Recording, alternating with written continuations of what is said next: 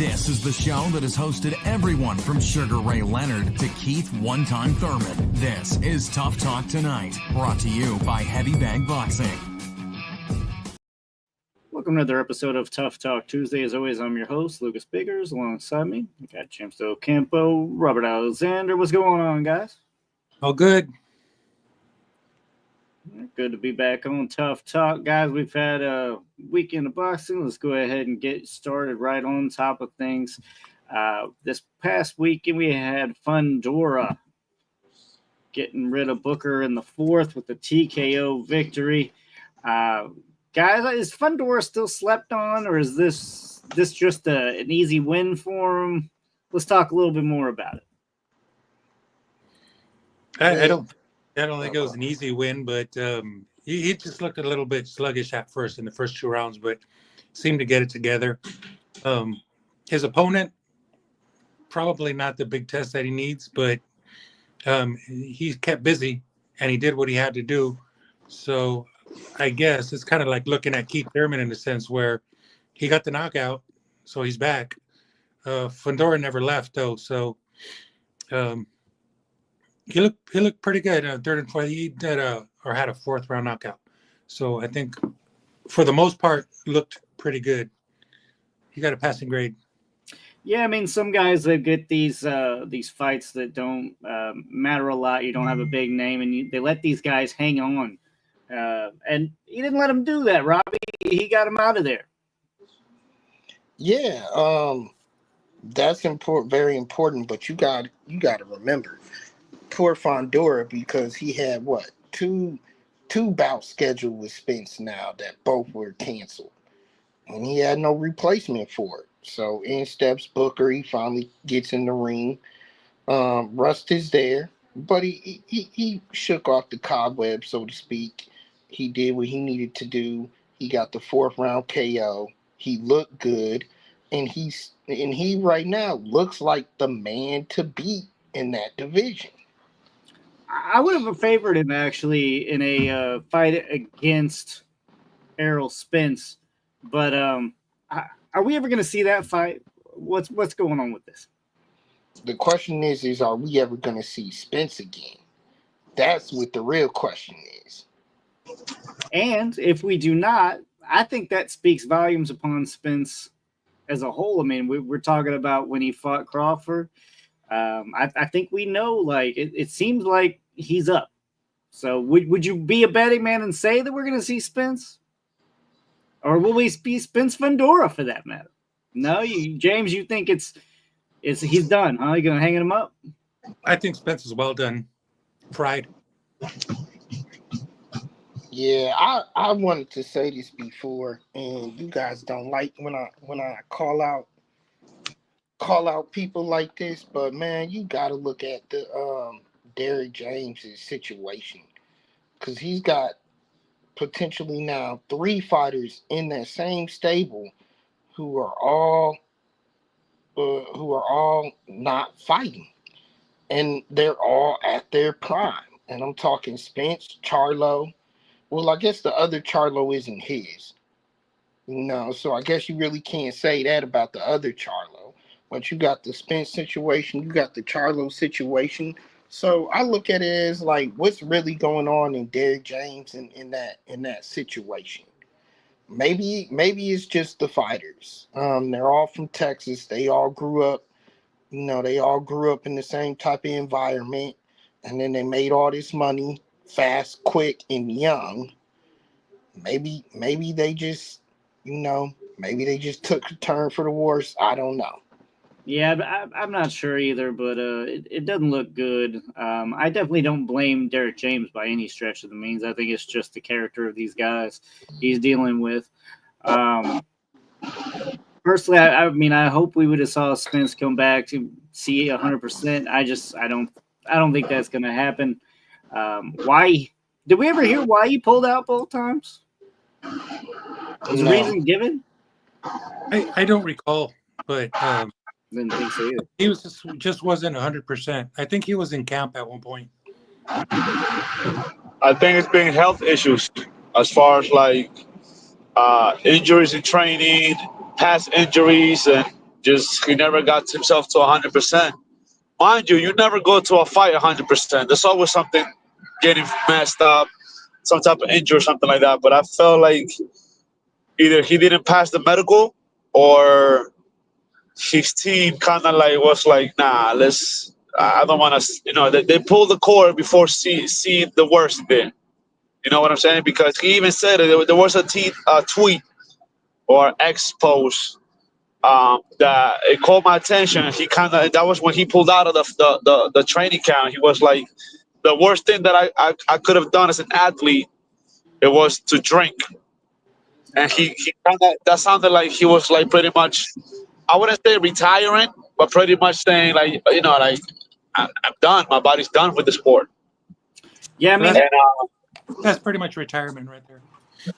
Yeah, I mean, I don't want to say that that's a retirement pose, but it kind of hinted at it. And then, even Tank replied. Tank was like, damn, I felt this. Because Tank was, they all used to drink with Broner, Tank, Spence, the Charlos. And that was a problem that was cooking that everybody knew about. Nobody wanted to speak on it.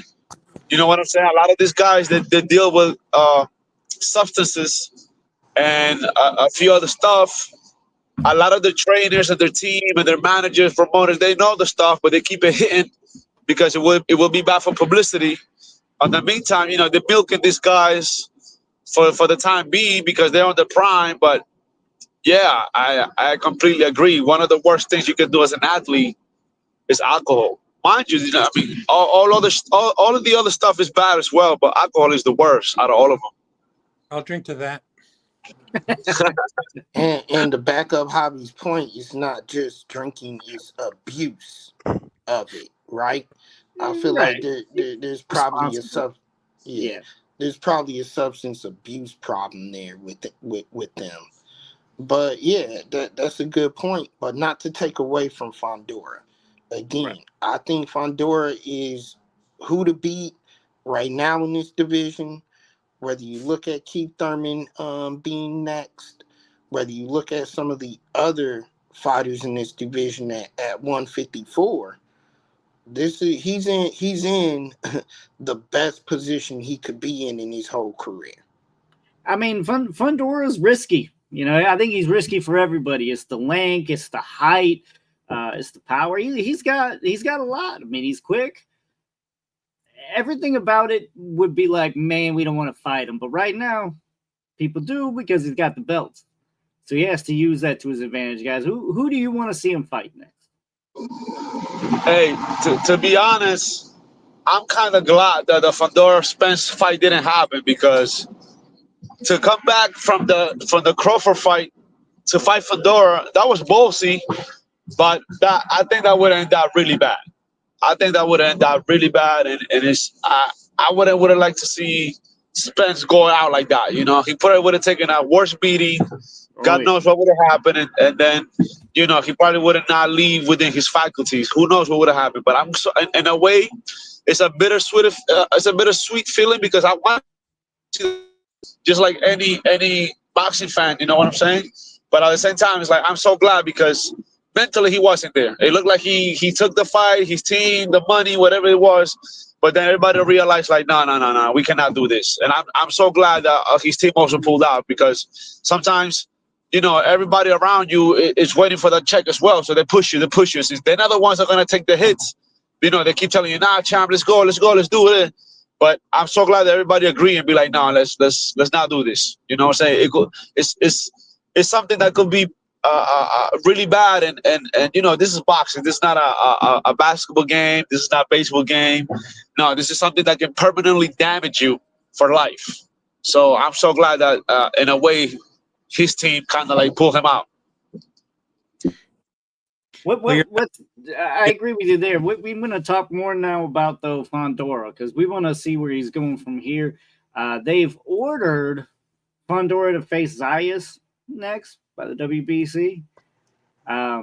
Guys, is that a fight you want to see, or is there something better on the horizon? Me personally, Fundora Crawford, make that shit happen. That would be nice, but I'm thinking the thing with Crawford is his fights are very limited. there's only so many fights he's going to get, and I know that Canelo is one of those. But I'm thinking like maybe Virgil Ortiz might be pretty interesting. What about he just fought? What about Keith Thurman? That might be kind of interesting. No, I'll watch Thurman. No. My problem for that Fundora. though is Thurman, so he hadn't been around. You know what I mean? So that Fundora win doesn't mean anything if he does win. We'll all be saying, Thurman was out for so long. If he's able to come back and get a couple of solid fights under him first, maybe then the Fundora fight matters. He talks it up. He's entertaining. Though he hasn't been around, and why would he get a shot at the title when you got guys like Zayas, you got guys like Virgil Ortiz, you know, you got all the European guys that are champions, they got a belt, and whoever doesn't have the belt, they've been winning and staying active, so they waiting for that shot. Why would Thurman get that just because of a name? And honestly, not everything is unification. That's true, but then why we always complaining about when somebody from left field gets a title shot? So why are we so willing to give Thurman a title shot just because he knocked somebody out in Australia? No, I think it would have nice entertainment value just because he talks it up, and you know he brings it, and I think based on Fundora's size, he's 6'6" or 6'4", whatever he is. It might be pretty interesting to watch. Watch Keith Thurman trying to chop him down, and while as he does, I think it's interesting. Styles make fights, and I think this would be a good one. But as far as no belt. He's still on his comeback. I would like to see Zayas better. Zayas not only seeing that those two styles mixing with each other, but also getting his title, his title shot, and see how he goes. I think that's been mandated. Yeah. But is it going to happen, though? That's good. Is it going to happen? I don't know. Right. It's mandated, but is it going to happen? And with the WBC, Fundora can actually slip the check on the side, be like, no, guys, I want to, and they will let him be a champion of Reese's where he doesn't have to defend his title, pay the fees, and then that's it. They'll put somebody else. I don't know if they'll do that for Fundora. Maybe another A-lister. But Fundora's not an A-list guy, dude. I get it, but I think they just like the Hades. They host for the bag. So you put some type of number on the check, and they'll be willing to bend their own rules, the same rules that they apply to the little guys. They will bend it for the other guys that are paying, or they can get some fees. You know what I'm saying? But at the same time, you're right. They don't have much to gain from Fundora. So they'd be willing to pretty much give, kind of like what we did with Bivol. They don't really want Bivol to hold that belt. No, so they want Benavidez to jump in there, Yeah. And I think that's exactly why this fight was ordered anyway. I mean, they don't want Fundora to have it. Fundora is really not an A-lister. I mean, he's not going to bring a lot of followers. He's not going to bring a lot of money to this, whereas Zayas has that. And that's the kind of guys that WBC wants in there. Robbie been quiet about Fundora. Yeah. Well, I like Zayas because it's time for that kid to step up. Exactly. This would be a great fight for him to step up to see what he's worth. This is a big step up. It is, but it's time for Zayas. But I think he earned it though. Fight. And he earned it, you could say a little bit, but it's really time for him to make this step. But I like other fights for him as well. We look at Jesus Ramos, who really just fought last in February, and then fought again here recently. I believe on this card he fought, so he's coming in hot. So I like the fight with Jesus Ramos if they can make that happen. And then going back to what James says, look, I want to see Keith versus Zoo. I want to see what Keith can do against a more active fighter than what he has been in recent times. See what he can do against Tim Zoo. And then if he can come out and win that fight, possibly then you can get him versus Fundora. Those are the three big names in this division for him would be.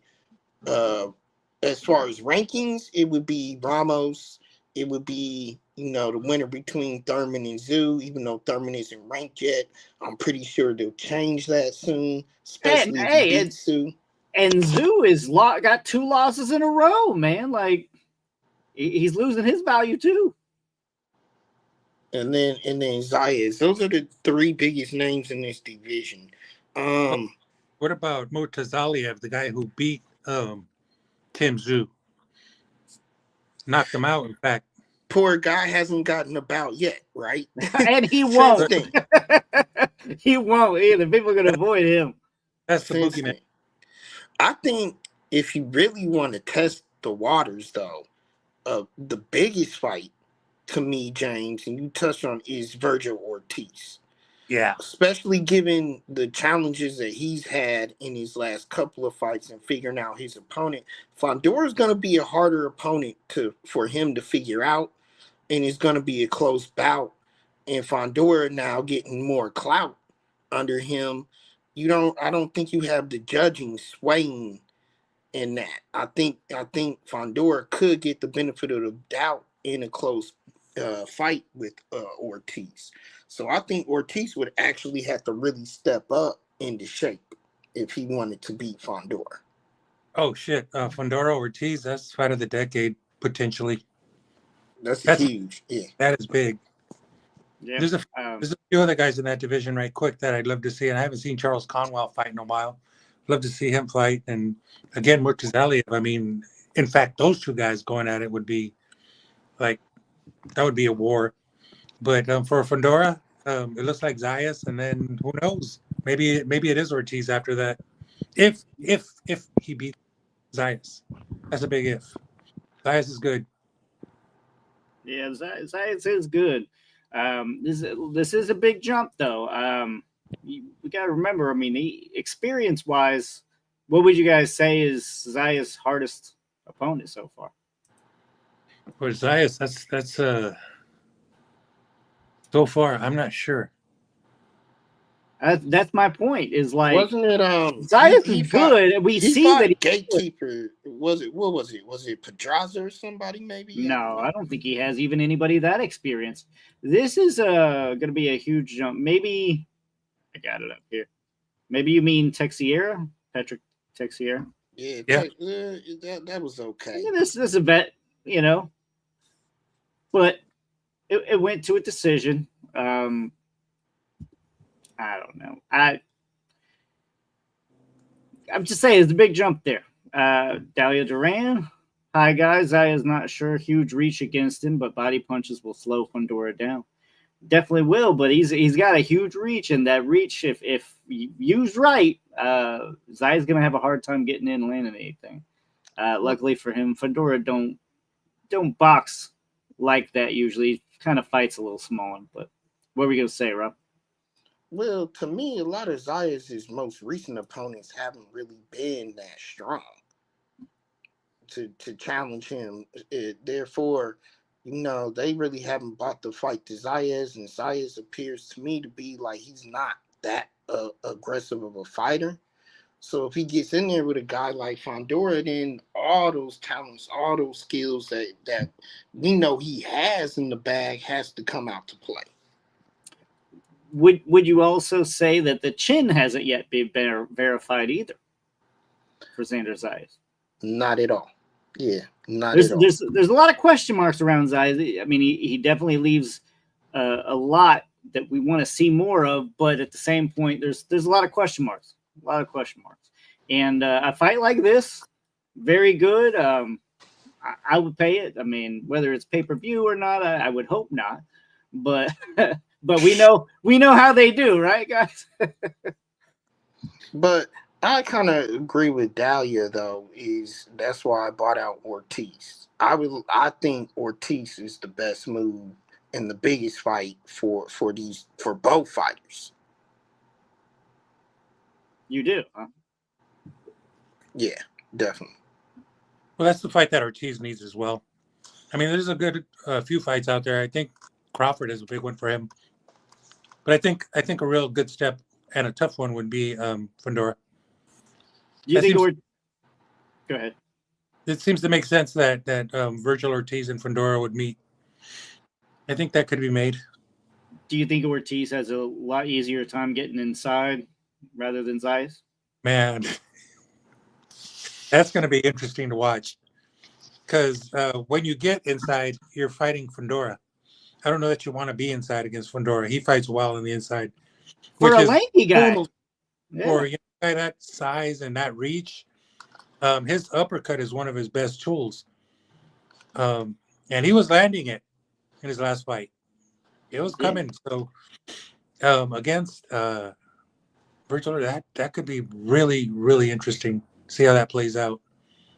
Yeah, I keep going back to Paul Williams in my mind is what Fundora, the best thing I can compare him to. But even that doesn't seem to be a comparison. Fundora is very, very, very tall for a junior middleweight. Yeah, and it's not having trouble with making weight either, which is kind of weird. Yeah. But all right, let's talk a little bit about the very, very sad news. We got Big George Foreman passed away this week. George, one of the best. I think we all have really, really fond memories of him and, all his big fights in Zaire and, all the talking they did and everything. Yeah, it was pretty sad. Very, very sudden, very, very surprising that happened. I didn't realize he was ill or whatever, but he one of those guys that did it right.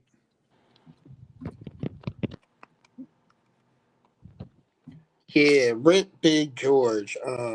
Definitely R.I.P. Big George. My fondest memory, of course, was when he came back at an old age to fight more and won that fight. Everybody was doubting him because of the age. He was out of the sport for a little while when he came back and returned to the ring. And he not only did it, but he did it with class, guys. He did it with a lot of class, a lot of spirit. His commentating was spot on. He did that with class.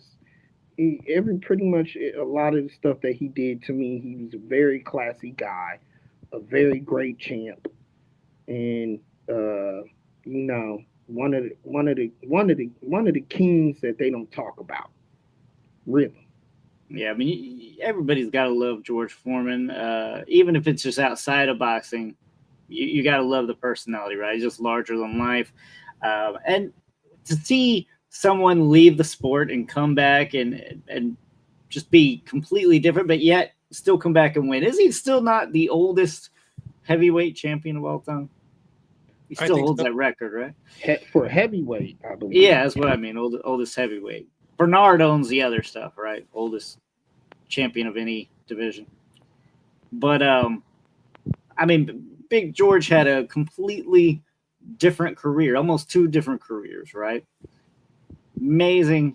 And then of course, you have it. He's larger than boxing. He extended past that. Got the George Foreman grill that he made crazy money on. I'm surprised to know how many units they moved over the years. We're talking millions and millions and millions. It's still going. It's still going. Yeah. It's still a household essential for people. Yeah. I never had one, but I know people who did. Most people that I know did, in fact.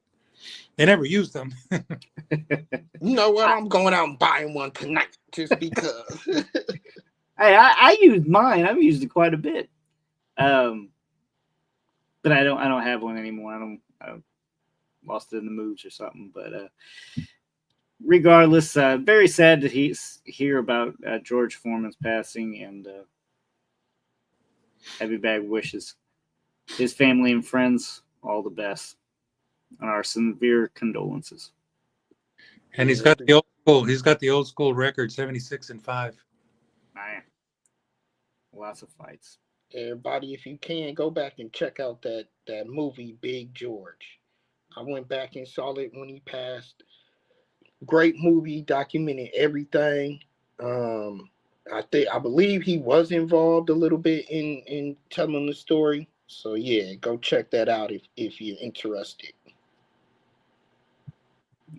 let's talk a little bit about now the upcoming fights this weekend, guys. We got a couple of big ones here. First up, Mikaela Mayer. Rob, that's your girl. Defends her WBO welterweight title against Sandy Ryan. In a rematch. Okay. I'm kind of mad at my girl right now. Okay. It's a little situation between me and her. Okay. Because if we all recall the last incident with Sandy Ryan and what happened, and there was no accountability made there. You remember when some random fan threw paint on her as she was walking to go to the arena. Okay, look, let's be fair. Mikaela's got fans there, but I ain't never heard her have any fans that are that damn crazy. Okay, I've never heard of that before. And then to have that happen, and then now talk all this trash leading up to this fight. She just talking. Poor Sandy isn't really talking that much. She just letting it stew and bask. So, Mikaela, baby, be careful what you wish for. Be careful what you wish for. Sandy's a former champ. Yes, you dethroned her. She might have been off that night, but believe me, she's coming for that ass. It's sure to be a great fight. I'm gonna pull up the odds. I'm assuming Mayer is a favorite. Yeah, I would think she is. Now, the big caveat in this bout that I like is this is at MSG. This is at Madison Square Garden. So I'm glad that they got that type of venue for these ladies, and they deserve it. It's a grudge match, wholeheartedly a grudge match, male or female. So it deserves that kind of promotion to get it live on MSG. And actually, this one is, a dead close. Per DraftKings, Mayer and Ryan both have favorable odds at -110. DraftKings has them both the underdog. How's that? Hold on, that didn't make sense. Yeah, what? Let me check a little better here. I mean, basically, with that type of odds, you're going to have to bet on the decision, on it going 12 rounds. Yeah, it doesn't make sense. Check ESPN real quick, Lucas. No. I was looking into this, and the last fight was Madison Square Garden. This one is in Las Vegas. WBO World Welter. It should be good. I'm sorry, you're right. I was caught up in the last. I'm still caught up in the last fight, guys. That last fight was crazy.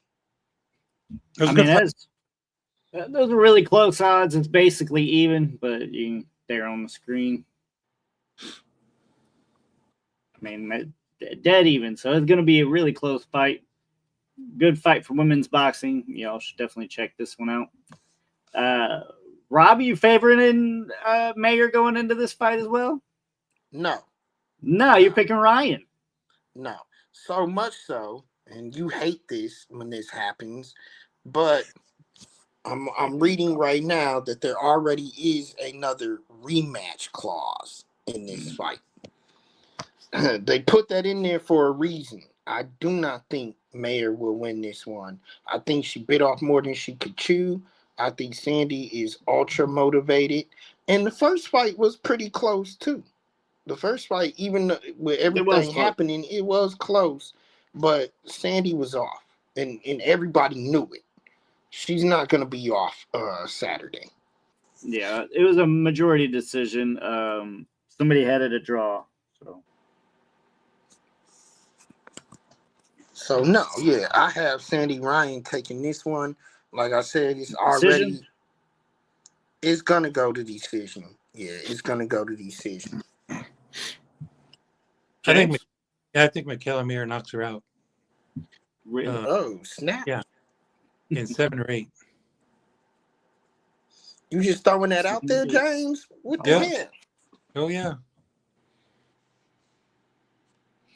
I go back and forth on this one. Is really hard for me to pick. I'm gonna go with the experience though of Mikaela Mayer. I don't see a knockout. I don't see that, but I'd say decision. Unanimous this time.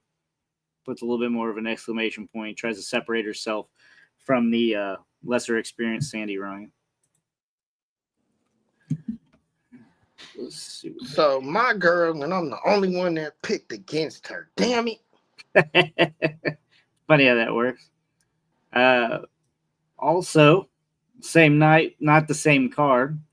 We have William Zepeda taking on Tevin Farmer, defending his WBC interim light heavyweight title.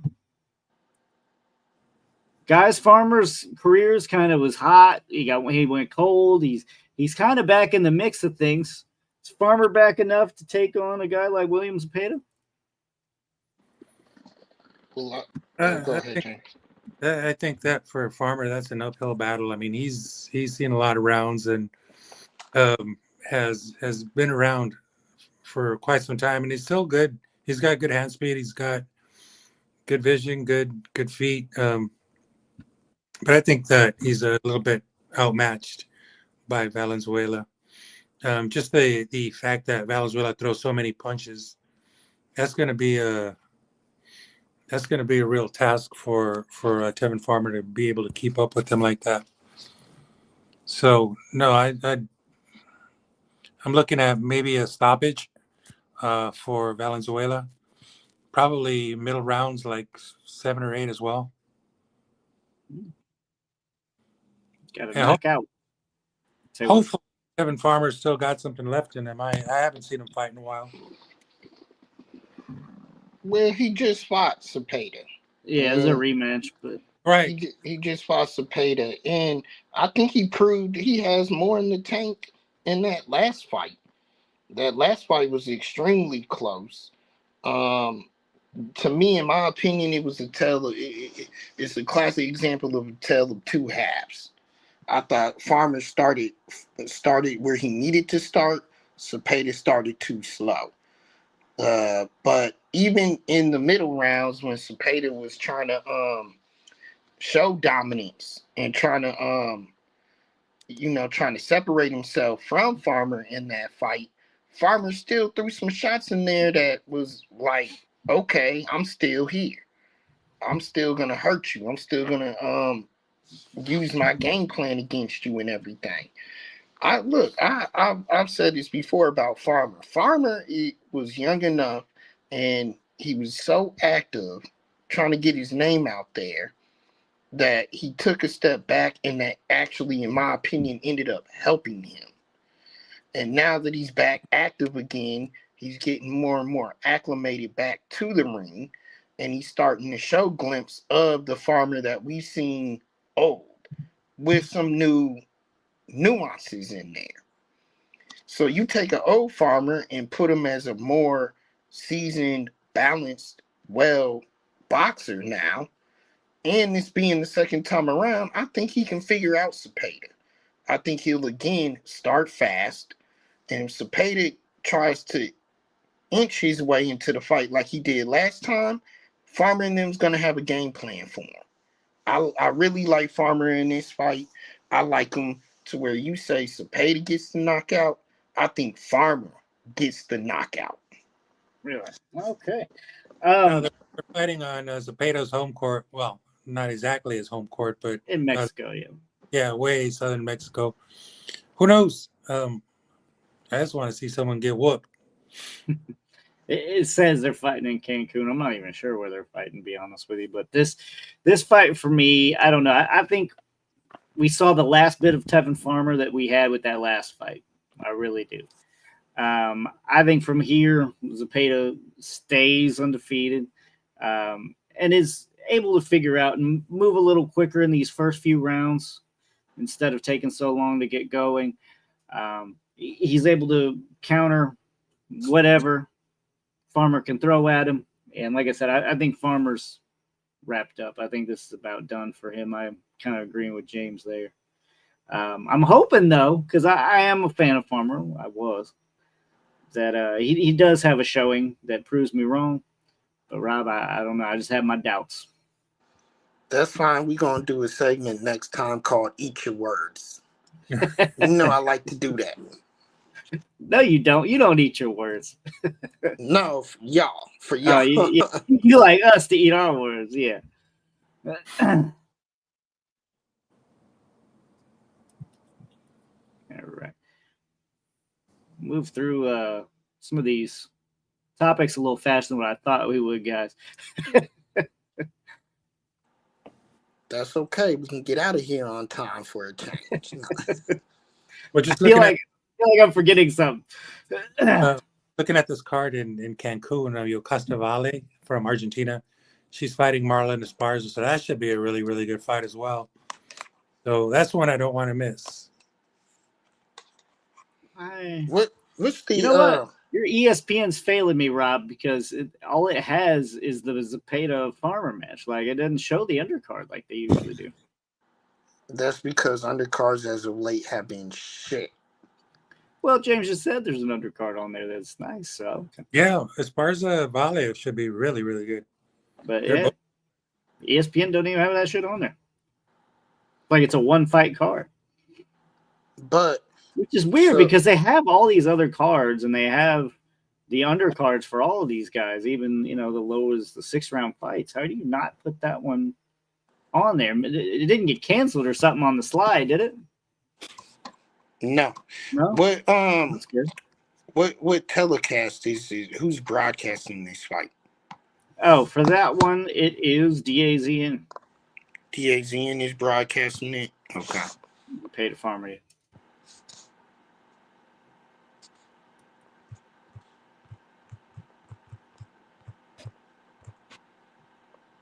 I feel like I'm forgetting. Well, we got to talk about what's coming up. Of course, we got to talk about what's coming up. Oh, yeah. Aside from these, you're talking like further down the road, even. Yeah, I have those.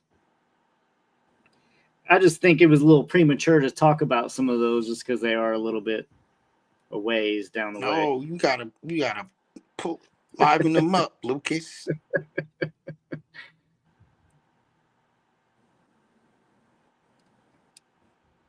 Let's see. Yeah, in ESPN, they only have that one fight listed. So I don't know if it's because they felt the other fighters weren't recognizable. I don't know. Well, supposedly rematch between Haney and Ryan Garcia is all but a go. I was unable to find anything concrete though. I don't understand that because the reason being is because if you look on the flyer that she posted, it said April 20th. We all know they're fighting in May on separate bouts, not against each other. Right, and it didn't say two. Was their first fight? Maybe that's what it was. So, but I don't know. I don't know what that was there, but I don't see anything. I don't see anything saying that fight has been made. But I must admit, I really want this fight to happen. And I want it to happen because I'm so sick of Devin Haney being like, he assaulted me. I mean, just take your ass whooping like a man. I understand. Even if he was on PEDs, like, let's prove he's not on PEDs. Fight him anyway. I need a resolution to all this so we can stop hearing him bitch. That's my main thing. Yeah, but you talk about the lawsuit, and I have a feeling that it was more Haney Sr. than it was Devin Haney pushing that lawsuit. But luckily, it got thrown out, and it got rejected simply because he's obviously in combat sports, so he didn't have a case. But I think it was his dad more than anything.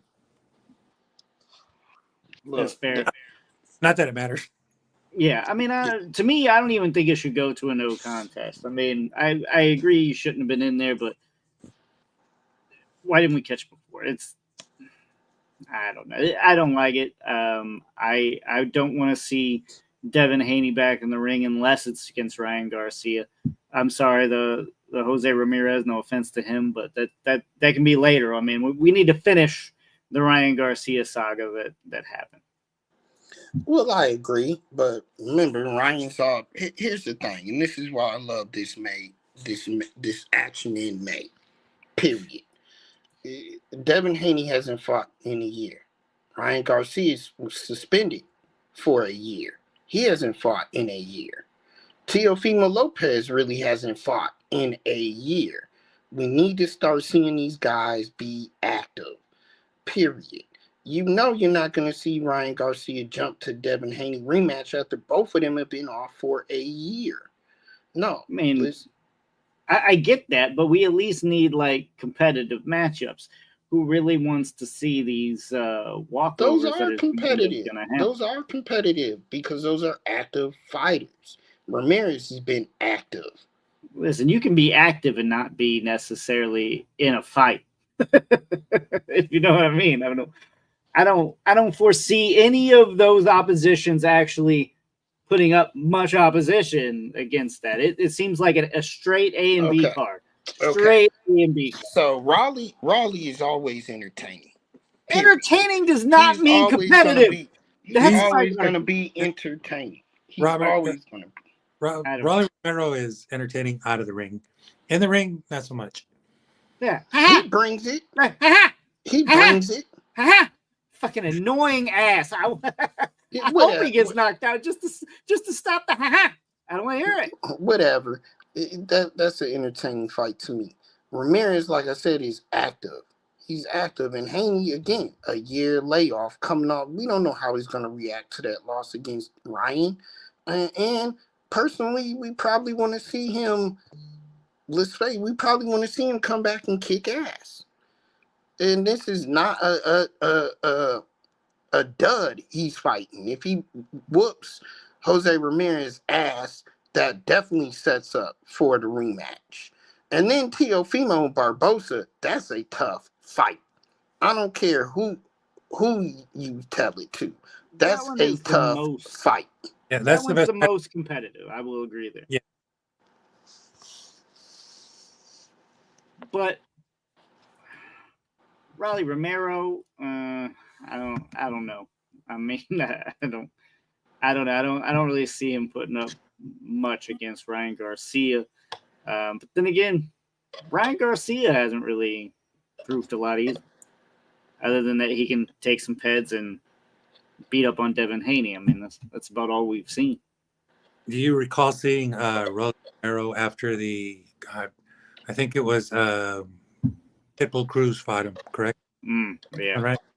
Do you remember seeing the interview in the ring with Raleigh Romero after that fight? No, don't. Not at all. He was speechless, could not say one word. I mean, that guy was whooped. Not one word. And that's the only reason why you shitting on his name, Lucas. Because aside from him losing to Pitbull, he's put out good outings. Pitbull, Tank, that's his only 2 losses. That's probably his only 2 real fights. What's a good win for Raleigh Romero? I mean, I don't remember seeing him fight and being like, "Oh dang, Raleigh got a good W." It doesn't happen. It hasn't happened.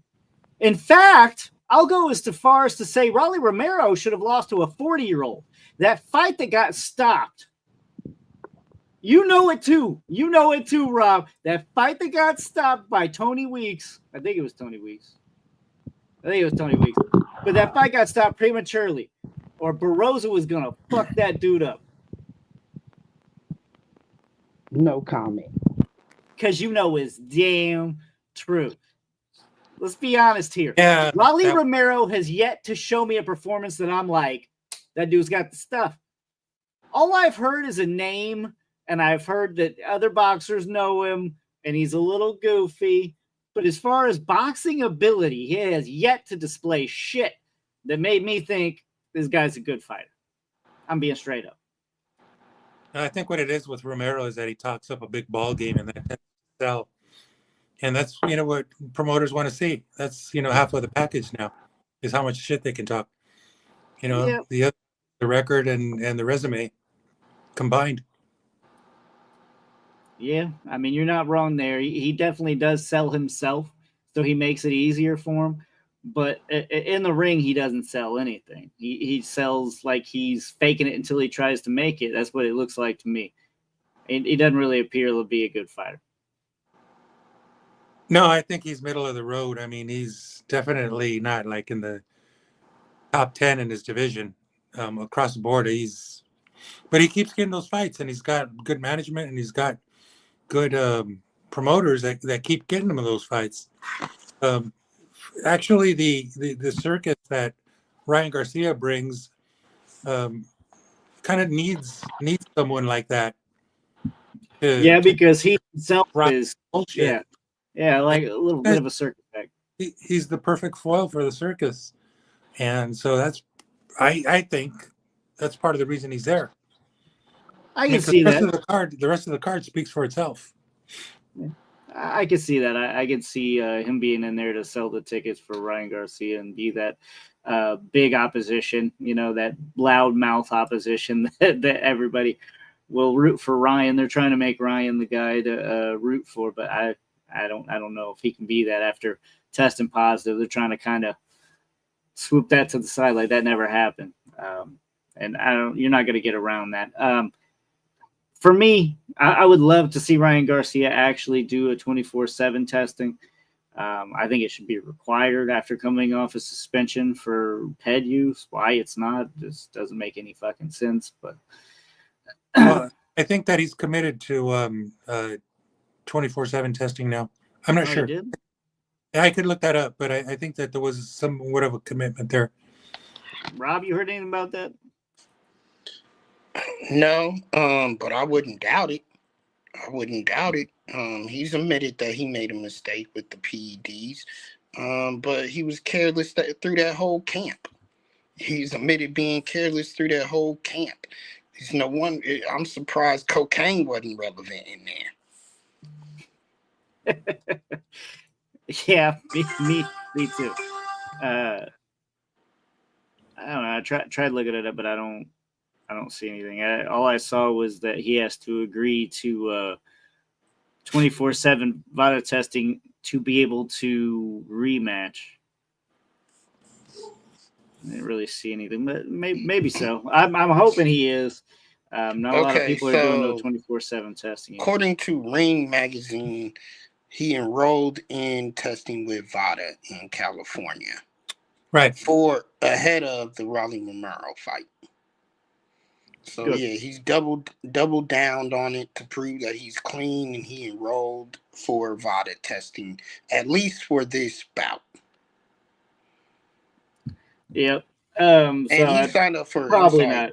And he signed up for both VADA and the California Commission testing program.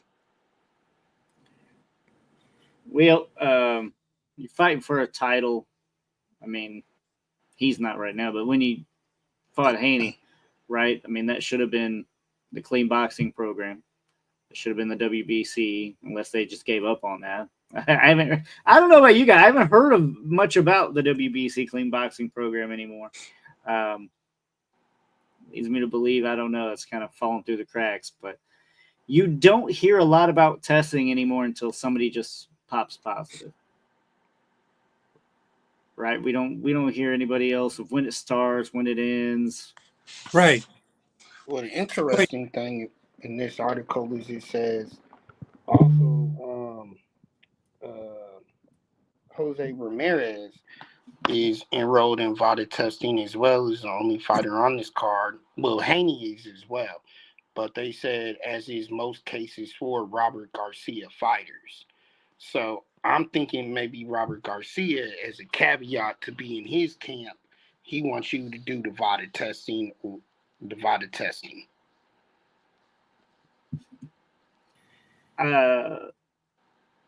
Maybe. I mean, Robert Garcia, that's strong because, I mean, let's face it, as a trainer, you don't want your guys popping because they're going to come look at you like you're the one supplying, if that makes sense. So Robert Garcia is probably like, I don't want no fucking say in that. You better get tested. Kind of like as an Eddie Reynoso, because the whole team has popped dirty at some point. Right. And you start to wonder, like, hey, Reynoso, what's going on out there? You know? And you can't help but do that. Every single person has been out there that I'm aware of. I heard they got a bad batch of Mexican meat. That's what I heard. Yeah, you heard that directly from Canelo or the WBC president, one of the two. We're going to wrap things up, but I do want to – I want to touch on something. And somebody hold awfully high has been Terrence Crawford. He's been doing, amazing. He keeps winning. The problem is he's going up against Canelo here pretty soon. And he has made a statement that I highly disagree with. If you two want to throw your name in and just tell me if you're combating how I feel about this or not. But Crawford says that if he beats Canelo, that would be the top 3 pound-for-pound fighter of all time. Would you guys agree?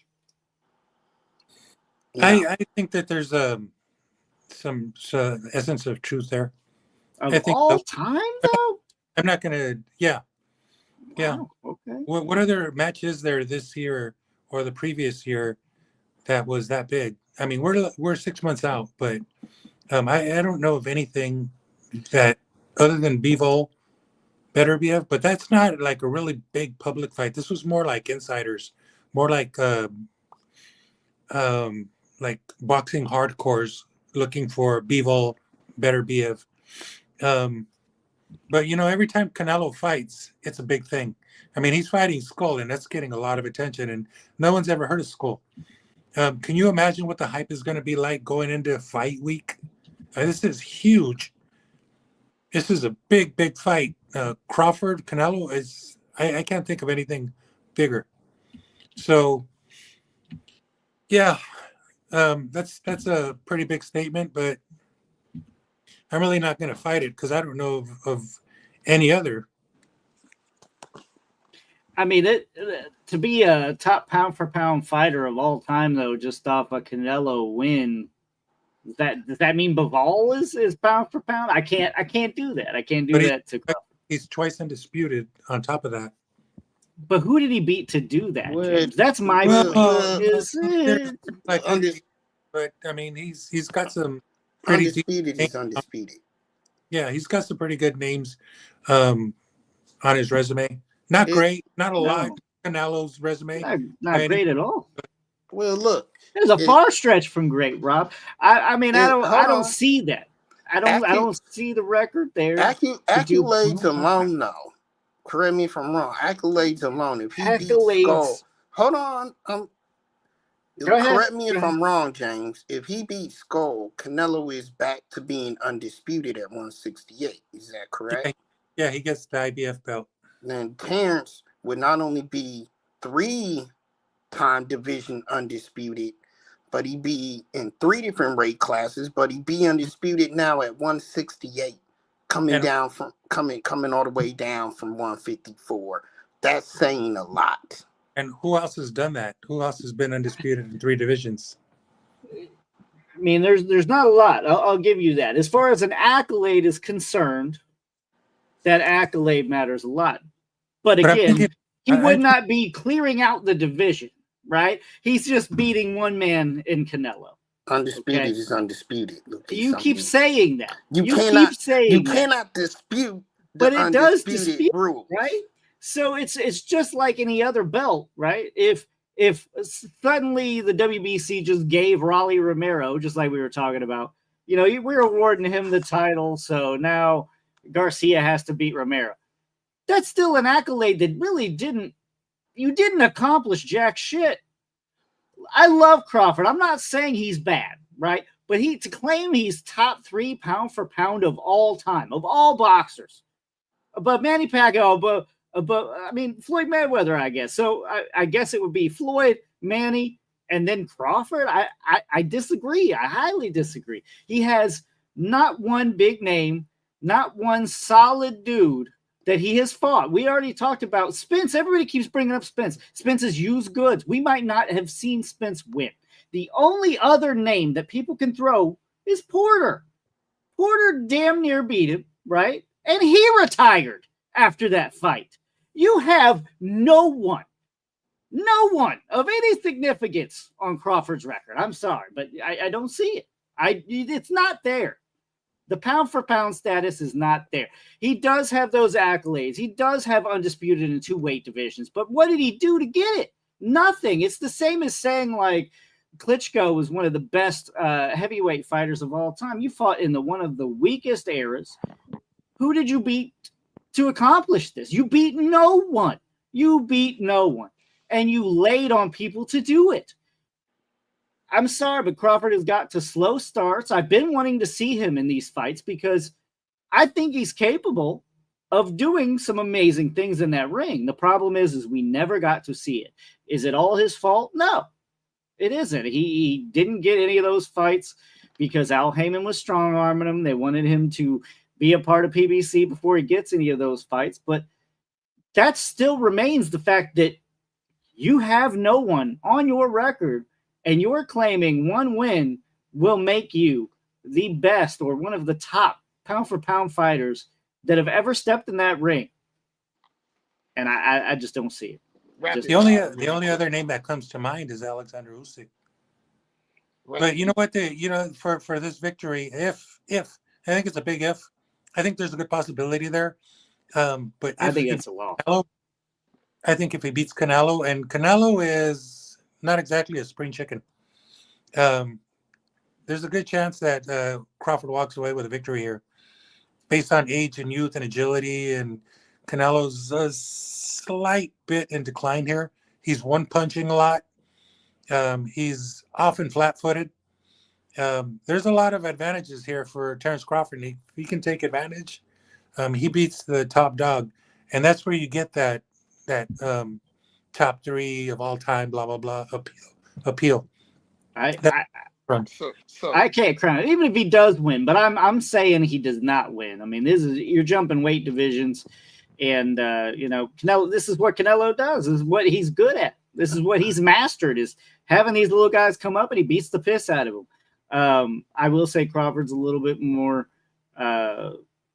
distinguished, has a little bit more, a little bit more talent to him, but at the same point, it's still too much. It's too much. But go ahead. All this time, I've been hoping that Crawford would fight one of the Charlos, preferably the bigger Charlo, but both of them are on a milk carton right now, side by side.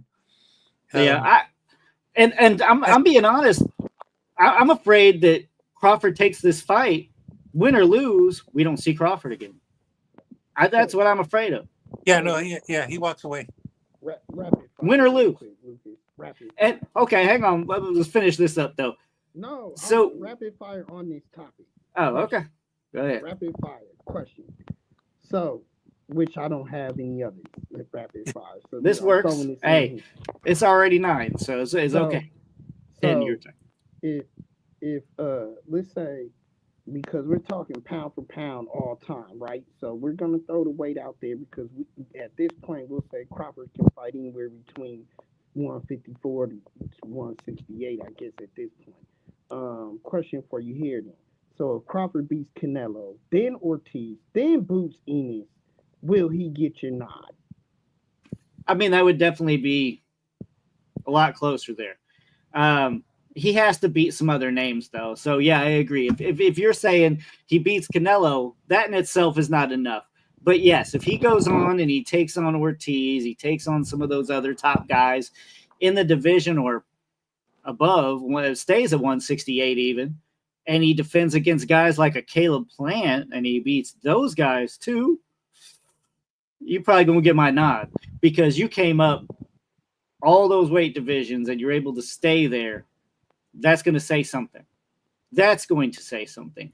But the matter of the fact is he was at 140, Didn't beat anybody there. As soon as he moved up, all these other heavy hitters came in. You know what I mean?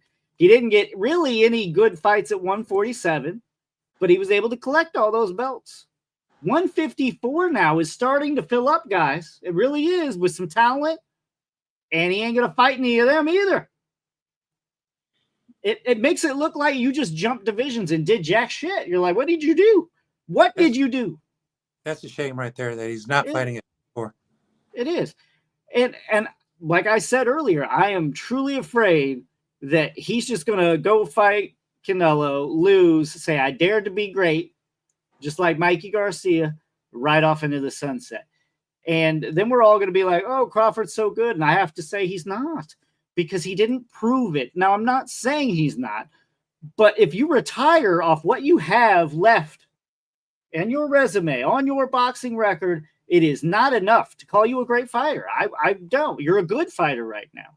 I cannot call you great with what you have currently achieved. Well, I'll say this as my last point to it. Yes, I agree with you, because what I'd rather see him do is take some pride. Say I'm not only going to dare to beat, no, I'm going to go up there and beat Canelo. Not only am I going to go up there and beat Canelo, but now I'm going to start my tour of getting some of these young guys that y'all are talking about out of here as well. So I'm going to go back and beat Ortiz. I'm going to go back and beat Boots Enos.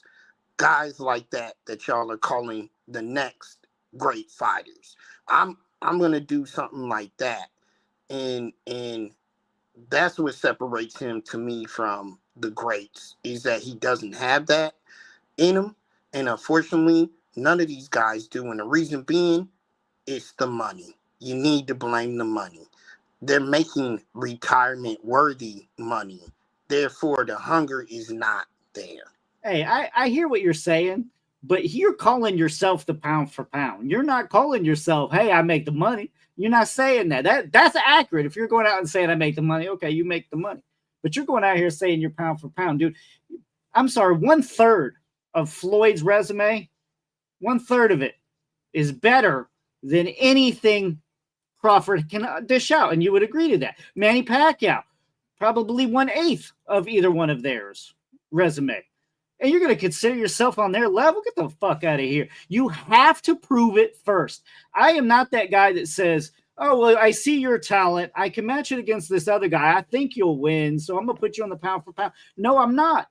I'm not going to do that. You have to step in that ring. You have to prove it. And there is not one single measuring stick type of fight that Crawford has. And no one has yet to tell me what it is. I really want to know where everybody's seeing this and where he himself sees this. I would love to hear from Crawford and him tell me why he thinks he is a top pound for pound fighter. Yeah, he's definitely up there. There's no question about it. To answer your question, there is question. That's what I'm saying. he is probably after the Canelo fight retiring, I think. But then win or lose, like he would fight Ortiz after that, because Ortiz is sizable, but I doubt that he would fight Boots Ennis simply because Boots Ennis is still hovering around 147. So I don't see that happening. He moves up to 54, probably not, because I think these guys are going to fight at 168, right? I just don't see that fight with Boots in the future. I wish it could happen, but then, like we said earlier, there's just a lot more talent already established at 54 and 60. That's where he should fight. I wish he was fighting there instead of fighting Canelo. I would rather see him fight 3 or 4 times and then sail off into the sunset, as opposed to this huge fight and then call it a day. But it doesn't look like that's going to happen. I think they're going for a fight in like mid-September. And that might be the end of it for both of them, I think. For Canelo too, huh? Yeah. Well, no, he's got a contract with 4 or LS or Riyadh, whatever organization it is. So after that, 2 more fights. He's got 2 more fights, and who knows what happens there. I don't know. I don't want to beat the dead horse. It's just Crawford and Canelo do have that kind of in common, with the accolades. We've seen it before. Canelo goes up and just grabs a random title and oh well, he got a title off Yildirim. Are you fucking kidding me? Like, or mandatory was Yildirim? Like, come on, man.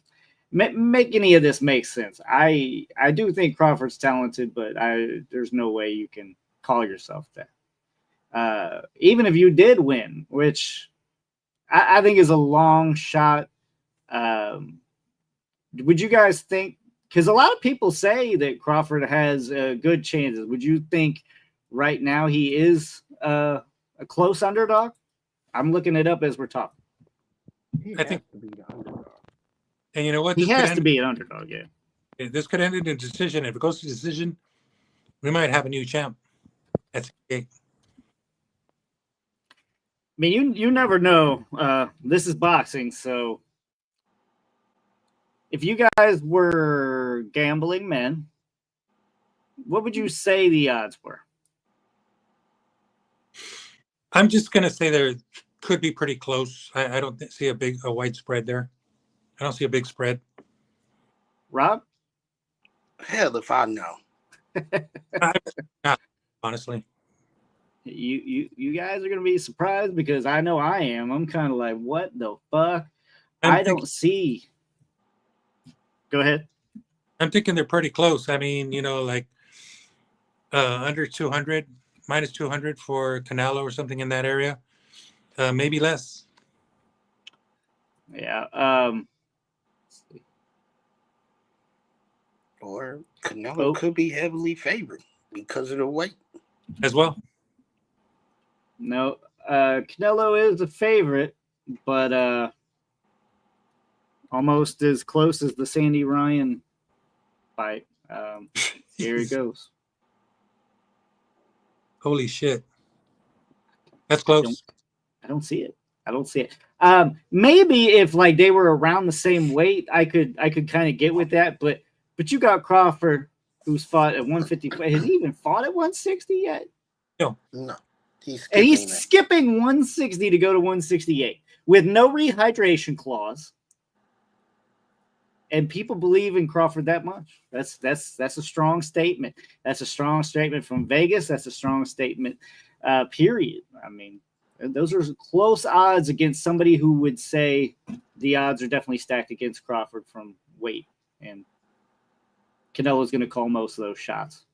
Any bargaining chips going to go towards Canelo's favor. And these numbers just tell me that he's going to be a top 3 all time.